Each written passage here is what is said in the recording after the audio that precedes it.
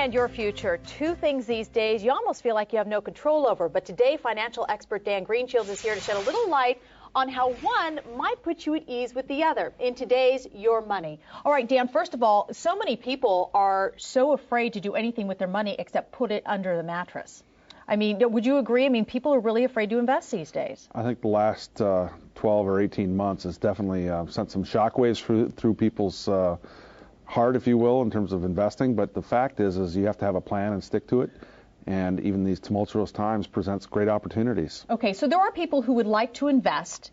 Where do they start? If they fear losing money in the stock market, how would they even take that first step? What do you recommend to people? Well, it really depends on their age. Obviously, there's a basic rule of thumb I like to tell people is that you take your age minus 100, and that's kind of how much you should have invested in the stock market. So if you're 80, the most equities you should have is maybe 20% of your portfolio and 80% in savings. But if you're 20 years old, you should have 80% in the stock market approximately. You've got 50 or 60-year working life potentially. Okay, so tell me what ShareBuilder is and tell the folks at home, because there's a lot of people who don't know a lot about investing and how ShareBuilder can help them.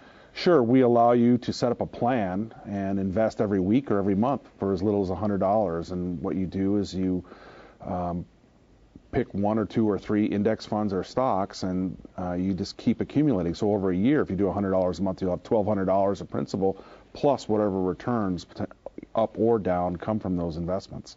So how should people think when they are going to start investing? Do they want to look long-term? Because I explain what people should be doing when they get to ShareBuilder and start putting their money in there. Yeah, the first thing is to have a definite time frame in mind. Some people you can invest for 5 or 6 years for a down payment on a house, college education for your kids, but generally a 3 to 5 year time frame is reasonable. That's kind of the shortest. Some people have much longer time frames, 20 or 30 years when you're talking about retirement. If you're 25 years old, you're probably going to work for another 30 years. Okay, so what's your advice to people? Should they identify what this major goal is, as you just mentioned? Absolutely. Buying the house or the college savings, and start there. And can ShareBuilder help them do that and identify? Absolutely. We've got some tools. One is called Portfolio Builder.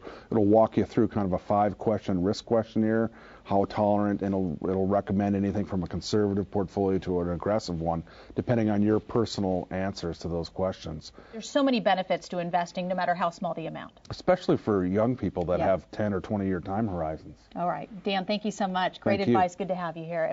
This has been Better.tv. For more stories like the one you just saw, catch the weekday television program Better, your source for styles, trends, relationships, beauty, fitness, and other stories that will help make your day better. Check local TV listings to see if Better airs in your city. Thanks for watching.